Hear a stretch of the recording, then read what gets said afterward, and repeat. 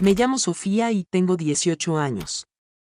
Cada domingo, cuando las campanas de la iglesia San Miguel empiezan a repicar, siento que mi corazón se parte en 1000 pedazos. Porque ahí, detrás del altar, vestido con esa sotana blanca que tanto respeto me daba antes, está él. El hombre que me prometió amor eterno, que me susurró palabras dulces al oído mientras me acariciaba el vientre donde crecía nuestro hijo, y que después me abandonó como si yo fuera solo un pecado que había que esconder. Su nombre es Padre Miguel, tiene 45 años, y cada domingo predica sobre el amor, la fidelidad y la santidad, mientras yo me siento en la última banca con mi bebé de 6 meses en brazos, invisible para todos, especialmente para él. Todo comenzó hace 2 años, cuando yo apenas tenía 16 años y era la niña más devota de toda la parroquia. Mi abuela Carmen, que me crió después de que mis padres murieran en un accidente cuando yo tenía 12 años, siempre me decía que la fe era lo único que nos quedaba en este mundo tan cruel. Y yo le creía con todo mi corazón. Iba a misa todos los días, ayudaba en las actividades de la iglesia, y soñaba con ser monja algún día. Era una niña ingenua, llena de sueños y de una fe ciega que me hacía ver ángeles donde solo había hombres. El padre Miguel llegó a nuestra parroquia cuando yo acababa de cumplir los 16. Era joven para ser sacerdote, carismático, con una sonrisa que iluminaba toda la iglesia y una voz que hacía que las palabras de Dios sonaran como música celestial. Todas las mujeres de la parroquia lo adoraban, desde las señoras mayores hasta las jovencitas como yo. Pero yo era diferente, o eso me hacía creer él. Me decía que tenía algo especial, una conexión divina que pocas personas poseían. Al principio, nuestras conversaciones eran normales. Él me preguntaba sobre mis estudios, sobre mis planes para el futuro, sobre mi vocación religiosa. Yo le contaba todo con la inocencia de una niña que había encontrado en él no solo a un guía espiritual, sino también a una figura paterna que tanto me había faltado.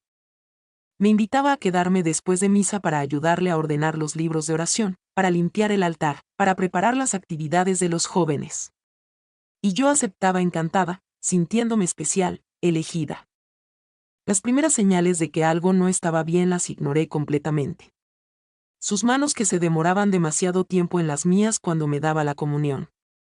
Sus abrazos que duraban más de lo necesario cuando me consolaba por alguna preocupación.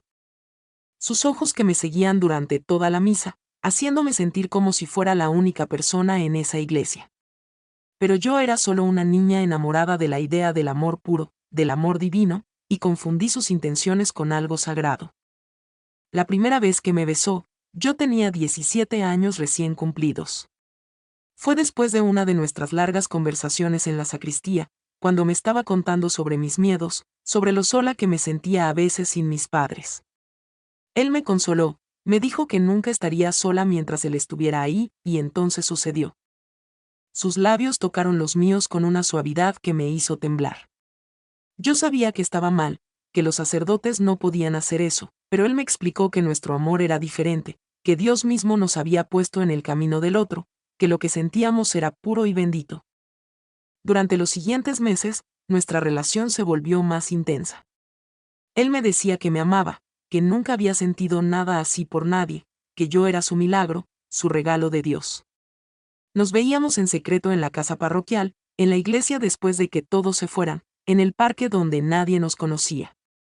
Yo me sentía como la protagonista de una novela romántica prohibida, viviendo un amor que creía único y especial. Él me hablaba de un futuro juntos, me decía que encontraríamos la manera de estar juntos sin lastimar a nadie, que el amor verdadero siempre encuentra un camino. Mi abuela empezó a notar cambios en mí.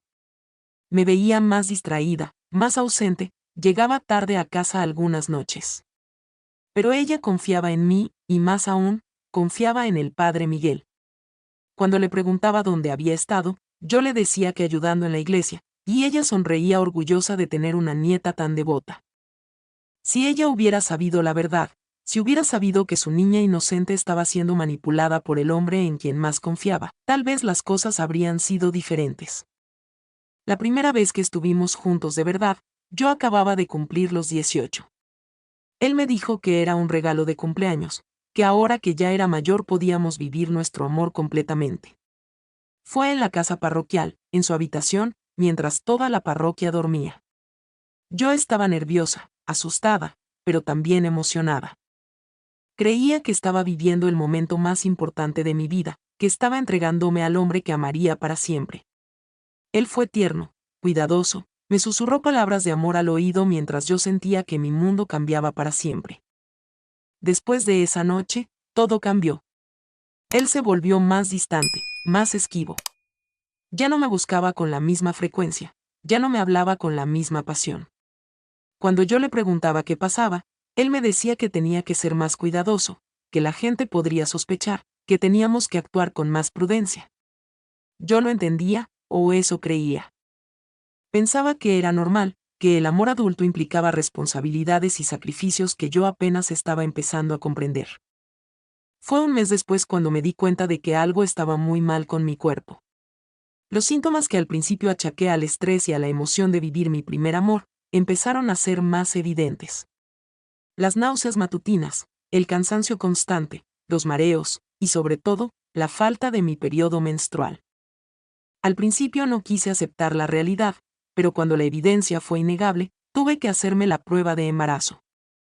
Recuerdo perfectamente ese momento en el baño de mi casa, sosteniendo esa pequeña tira de plástico entre mis manos temblorosas. 2 líneas. Positivo. Embarazada. A los 18 años, soltera, enamorada de un sacerdote que había jurado celibato. Mi mundo se desplomó en ese instante. Lloré durante horas, no sabía qué hacer, no sabía a quién acudir. Lo único que sabía era que tenía que contárselo a él, que él me ayudaría, que encontraríamos una solución juntos como siempre habíamos prometido. Cuando le conté la noticia, su reacción fue completamente diferente a lo que yo esperaba. En lugar de abrazarme, de consolarme, de decirme que todo estaría bien, él se puso pálido, empezó a caminar de un lado a otro de la sacristía como un animal enjaulado. Me preguntó una y otra vez si estaba segura, si había hecho bien la prueba, si no podía ser un error. Cuando le confirmé que sí, que estaba embarazada de él, su rostro cambió completamente. Ya no era el hombre amoroso y comprensivo de quien me había enamorado. Era un extraño asustado, desesperado, que veía su carrera y su reputación destruidas. Su primera reacción fue pedirme que no se lo dijera a nadie, que mantuviera el secreto mientras él pensaba qué hacer. Me prometió que encontraríamos una solución, que me ayudaría, que no me abandonaría. Pero sus palabras sonaban vacías, diferentes. Ya no había amor en su voz, solo miedo y desesperación. Yo traté de aferrarme a la esperanza, de creer que solo necesitaba tiempo para procesar la noticia, que pronto volvería a ser el hombre que me amaba. Pasaron las semanas y él se volvió cada vez más distante. Ya no me buscaba, ya no me hablaba después de misa, ya no me miraba a los ojos cuando nos cruzábamos en la iglesia. Yo me sentía invisible, abandonada, cargando sola con el peso de un secreto que me estaba destruyendo por dentro. Mi abuela notaba mi tristeza, mis cambios de humor, pero yo no podía contarle la verdad. ¿Cómo le iba a decir que el hombre en quien más confiaba, el hombre que ella veía como un santo, me había embarazado y ahora me ignoraba? Un día, después de varias semanas de silencio, él me pidió que nos viéramos. Pensé que finalmente había tomado una decisión, que me iba a decir que dejaría el sacerdocio por mí, que nos iríamos juntos a otro lugar donde pudiéramos formar una familia. Pero cuando llegué a la cita, lo que me dijo me destruyó completamente. Me dijo que lo que había pasado entre nosotros había sido un error, un momento de debilidad que no debería haber ocurrido nunca. Me dijo que él tenía una vocación sagrada que cumplir, que no podía abandonar su llamado divino por un desliz como él lo llamó. Pero lo que más me dolió fue cuando me sugirió que me fuera del pueblo, que desapareciera antes de que empezara a notárseme el embarazo. Me dijo que él me ayudaría económicamente, que me daría dinero para que pudiera irme lejos y rehacer mi vida en otro lugar donde nadie me conociera. Me estaba pidiendo que desapareciera de su vida como si nunca hubiera existido, como si nuestro amor hubiera sido solo producto de mi imaginación, como si el bebé que llevaba en el vientre fuera solo mi responsabilidad. Esa noche lloré hasta quedarme sin lágrimas. Entendí que el hombre del que me había enamorado nunca había existido realmente. Que todo había sido una mentira, una manipulación cruel de un hombre adulto que se había aprovechado de mi inocencia y mi devoción. que yo había sido solo un juguete para él, una distracción, un capricho que ahora se había vuelto inconveniente. Y lo peor de todo era que tenía que cargar sola con las consecuencias de algo que él había iniciado. Decidí no irme del pueblo. Esta era mi casa, aquí estaba mi abuela, aquí estaban mis recuerdos de mis padres, aquí estaba mi vida. No iba a permitir que él me obligara a huir como una criminal cuando yo era la víctima. Así que armándome de valor, le conté la verdad a mi abuela. Fue una de las conversaciones más difíciles de mi vida. Ver el dolor en sus ojos, la decepción, la rabia, la impotencia, fue desgarrador. Pero también vi su amor incondicional hacia mí, su determinación de apoyarme sin importar las circunstancias. Mi abuela quería ir a confrontarlo, quería hacer público lo que había hecho, quería que pagara por sus actos. Pero yo le pedí que no lo hiciera. No porque lo estuviera protegiendo a él, sino porque me daba cuenta de que si el escándalo salía a la luz, yo sería la que más sufriría. En pueblos pequeños como el nuestro, siempre es más fácil culpar a la mujer, especialmente si es joven. Yo sería la que sedujo al pobre sacerdote inocente, la que lo tentó, la que lo hizo caer en pecado. Él seguiría siendo respetado mientras que yo sería señalada y juzgada por el resto de mi vida. Los meses de embarazo fueron los más duros de mi vida. Tuve que dejar los estudios porque las náuseas y el cansancio me impedían concentrarme. Mi abuela trabajaba el doble para mantenernos a las dos y pagar los gastos médicos. Yo veía cómo su salud se deterioraba por el estrés y la preocupación, y me culpaba por haberle arruinado la vida. Ella nunca me lo reprochó, nunca me hizo sentir como una carga, pero yo sabía que todo esto era por mi culpa, por haber sido tan ingenua, tan estúpida. Durante todo el embarazo, él siguió dando misa como si nada hubiera pasado. Siguió predicando sobre el amor, la fidelidad, la responsabilidad, mientras yo cargaba con su hijo y con su abandono. Algunas veces me miraba desde el altar, y yo podía ver en sus ojos una mezcla de culpa y miedo, pero nunca se acercó a mí, nunca me preguntó cómo estaba, nunca se interesó por su hijo. Para él, yo había dejado de existir. El día que nació mi bebé, el 15 de marzo, fue el día más hermoso y más triste de mi vida. Hermoso porque tenía en mis brazos a la criatura más perfecta que había visto jamás, un niño sano y precioso que llenó mi corazón de un amor que no sabía que existía. Triste porque ese bebé nunca conocería a su padre, porque había nacido marcado por un secreto que tendría que cargar toda su vida. Lo llamé Gabriel, como el arcángel que anunció la llegada de Jesús, porque a pesar de todo, él era mi milagro, mi bendición en medio de tanto dolor. Los primeros meses con Gabriel fueron una mezcla de alegría y agotamiento. Mi abuela me ayudaba todo lo que podía, pero ella ya tenía más de 70 años y no podía hacer todo. Yo tuve que crecer de golpe, convertirme en madre soltera a los 18 años, aprender a cambiar pañales, a dar el pecho, a calmar el llanto nocturno, todo sin manual de instrucciones y sin el apoyo del padre de mi hijo. Hubo noches en las que lloré de desesperación, sintiéndome completamente sola y abrumada por la responsabilidad. Pero Gabriel también me dio fuerzas que no sabía que tenía. Cada sonrisa suya, cada balbuceo, cada pequeño logro, me recordaba por qué valía la pena seguir adelante. Él se convirtió en mi razón de vivir, en mi motivación para ser mejor persona cada día. Decidí que no iba a permitir que las circunstancias de su nacimiento definieran su futuro. Él iba a crecer sabiendo que era amado, valorado, que su vida tenía propósito y significado. Cuando Gabriel tenía 3 meses, decidí volver a ir a misa. No porque quisiera ver a él, sino porque necesitaba recuperar mi fe, mi relación con Dios que había quedado tan dañada por todo lo que había pasado. La primera vez que entré a la iglesia con Gabriel en brazos, sentí que todos los ojos estaban sobre mí. Algunos me miraban con lástima, otros con curiosidad, otros claramente juzgándome. Pero yo mantuve la cabeza en alto, porque no tenía nada de qué avergonzarme. Yo no había hecho nada malo, yo había sido la víctima. Esa primera misa fue desgarradora. Verlo ahí, en el altar, predicando sobre el amor de Dios, mientras su hijo estaba sentado en la última banca, invisible para él, fue como recibir una puñalada en el corazón. Pero también fue liberador de alguna manera.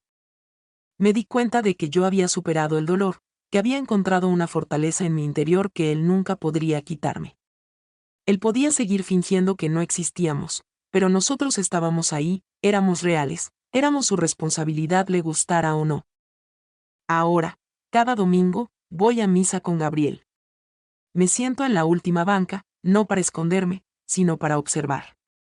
Para ver cómo él evita mirarme, cómo sus manos tiemblan ligeramente cuando pronuncia palabras sobre la paternidad responsable o el amor incondicional. Porque yo sé que él sabe que estamos ahí. Sé que cada domingo, mientras predica, puede sentir el peso de su mentira, de su cobardía, de su abandono. Ha habido momentos en los que he pensado en irme realmente, en tomar a Gabriel y buscar una nueva vida en otro lugar. Pero me he dado cuenta de que eso sería darle exactamente lo que él quiere. Mi presencia en esta iglesia, en este pueblo, es un recordatorio constante de sus actos, de sus decisiones, de su hipocresía. Y aunque no sea mi intención venganza, hay algo de justicia poética en que él tenga que vivir con su conciencia cada día. Gabriel está creciendo hermoso y sano. Tiene los ojos verdes de su padre y mi sonrisa. Es un niño alegre, curioso, lleno de vida. Aún no pregunta por su papá porque es muy pequeño, pero sé que algún día lo hará. Y cuando ese momento llegue, le diré la verdad adaptada a su edad. Le diré que su papá es un hombre que no supo estar a la altura de su responsabilidad, pero que eso no lo hace menos valioso o menos amado. Le diré que hay diferentes tipos de familias, y que la nuestra, aunque pequeña, está llena de amor. Mi abuela siempre me dice que Dios escribe derecho en renglones torcidos, y yo he empezado a entender lo que significa. Gabriel llegó a mi vida en las circunstancias más difíciles, producto de una relación que me causó tanto dolor, pero él es la cosa más hermosa que me ha pasado. Él me ha enseñado lo que es el amor verdadero, el amor incondicional, el amor que no pide nada a cambio. Él me ha hecho más fuerte, más madura, más compasiva con el dolor de otros. He empezado a estudiar por las noches, después de que Gabriel se duerme. Quiero terminar el bachillerato que dejé inconcluso, quiero estudiar trabajo social o psicología, quiero ayudar a otras mujeres que hayan pasado por situaciones similares a la mía. Quiero convertir mi dolor en propósito, mi experiencia en sabiduría que pueda servir a otros. Porque me he dado cuenta de que no soy la única, de que hay muchas mujeres que han sido víctimas de hombres en posiciones de poder que abusan de su autoridad. Hay días difíciles, por supuesto. Días en los que el cansancio me vence, días en los que la responsabilidad de ser madre soltera me abruma, días en los que veo a otras familias completas y siento una punzada de tristeza por lo que Gabriel y yo nunca tendremos. Pero esos días son cada vez menos frecuentes, porque he aprendido a valorar lo que sí tengo en lugar de llorar por lo que me falta. Mi abuela me dice que soy más fuerte de lo que ella era a mi edad, que admira cómo he sabido salir adelante con dignidad y valor. Yo le digo que aprendí de ella, que su ejemplo de fortaleza ante la adversidad es lo que me ha guiado todo este tiempo. Ella perdió a sus padres muy joven, crió a mi madre sola, luego me crió a mí después de perder a su hija, y ahora está ayudándome a criar a Gabriel. Es una mujer extraordinaria que me ha enseñado que el amor verdadero se demuestra con hechos, no con palabras. A veces me pregunto qué habría pasado si las cosas hubieran sido diferentes. Si él hubiera sido honesto conmigo desde el principio, si me hubiera dicho que solo quería aprovecharse de mí en lugar de llenarme la cabeza con promesas de amor eterno. Pero luego me doy cuenta de que es inútil vivir en el que hubiera pasado si. La vida es lo que es, no lo que podría haber sido, y mi vida ahora tiene un propósito claro: ser la mejor madre que pueda ser para Gabriel y convertirme en la mujer fuerte e independiente que él merece tener como ejemplo. El padre Miguel sigue dando misa cada domingo. Sigue siendo respetado por la comunidad, sigue siendo invitado a las cosas importantes del pueblo, sigue siendo visto como un hombre santo y dedicado. Y tal vez para la mayoría de la gente eso es lo que es. Tal vez yo fui solo un desliz, un momento de debilidad que él ha logrado superar. Pero yo sé la verdad, y Gabriel es la prueba viviente de esa verdad. No busco venganza ni escándalo. No quiero destruir su carrera ni su reputación. Lo que quiero es que Gabriel crezca sabiendo que vale por lo que es, no por las circunstancias de su nacimiento.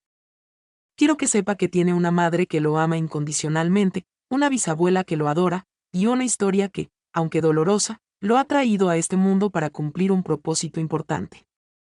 Cada domingo, cuando las campanas de la iglesia empiezan a repicar, Ya no siento que mi corazón se parte. Ahora siento una mezcla de tristeza y paz. Tristeza por lo que pudo haber sido y no fue, paz por lo que soy ahora y por el futuro que estoy construyendo para mi hijo y para mí. Porque he aprendido que la vida no se trata de las cosas que nos pasan, sino de cómo reaccionamos ante ellas. Gabriel está empezando a balbucear, y a veces me parece que trata de decir mamá. Cuando eso pase, cuando escuche esa palabra salir de sus labios por primera vez, sabré que todo ha valido la pena. Que cada lágrima derramada, cada noche sin dormir, cada momento de soledad y desesperación, me ha traído hasta este punto donde puedo ser la madre que él necesita. El padre Miguel puede seguir dando misa cada domingo, puede seguir fingiendo que no existimos, puede seguir viviendo con su secreto. Pero Gabriel y yo seguiremos adelante, construyendo nuestra vida día a día, demostrando que el amor verdadero no necesita reconocimiento ni validación de nadie más. Porque al final del día, nosotros sabemos quiénes somos, sabemos lo que valemos, y sabemos que merecemos un futuro lleno de felicidad y dignidad. Esta es mi historia. La historia de una niña que creyó en el amor y fue traicionada, pero que encontró en esa traición la fuerza para convertirse en una mujer. La historia de un bebé que nació de una mentira pero que representa la verdad más pura del amor maternal.